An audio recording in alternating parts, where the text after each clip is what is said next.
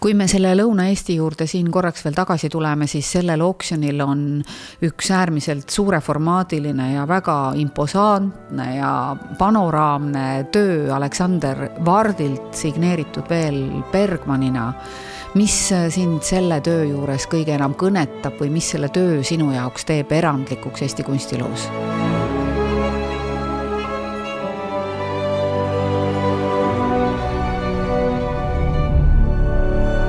Alustada võiks juba, mis teeb selle töö erandlikuks Vardi loomingus. Erandlikuks teeb see, et see ei ole veel riiklikus kollektsioonis, et see on varane Vardi, ennesõjaaegne Vardi ja suuremõõtmeline Vardi, et selliseid liigub, nagu öeldakse, väga harva.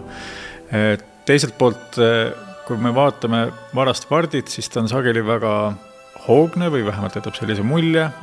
Need vormid ei ole üksteisest väga selgelt eristunud, vaid seal on kattumisi, üleminekuid.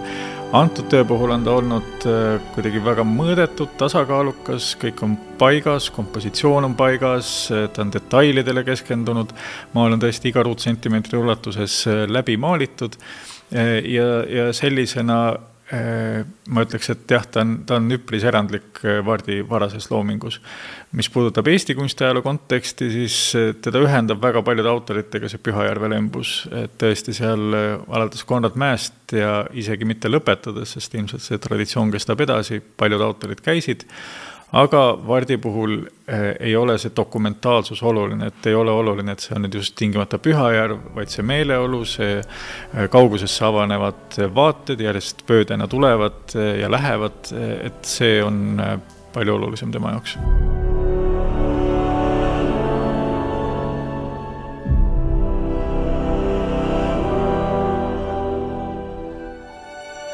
Ma tahaksin kahte tööd tegelikult sellest Lõuna-Eesti grupist veel välja tuua, et ma ise mainiksin siin Murakini tööd, mis on äärmiselt selline dramaatiline, jõuline, võib-olla pisut mitte ehk niivõrd tüüpiliste värvilahendustega teos Eesti kunstiloos laiemalt, aga siin kõrval ehk ka Leppo Mikko, mis on väga põneva kompositsiooniga. Leppo Mikkot ju teatakse ja tuntakse sellise tugeva kompositsiooni meistrina, et siin on selline ebatüüpiline lähenemine, kus puud oleksid justkui pildi raamistikust välja lõigatud, et ta nagu fragmenteerib pisut seda vaadet, mida ta näeb.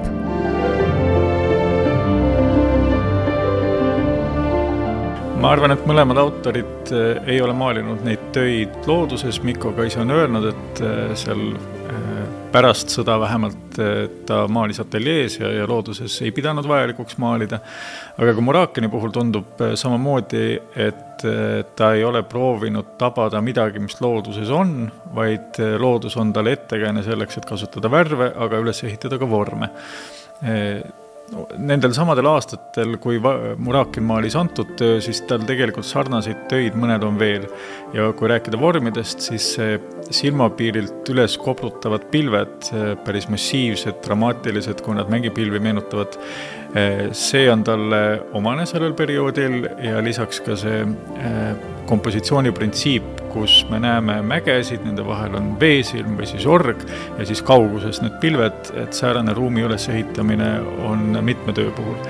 Ja värvid jah, väga jõulised, väga kaheldav, et Murakin nüüd Viljandi lähedal päriselt niimoodi koges, et tema eesmärk ei ole siis leida looduses midagi huvitavat ja see võimalikult hästi üles maalida, vaid väljendada midagi kunstilist ja selleks on siis loodusabivahend.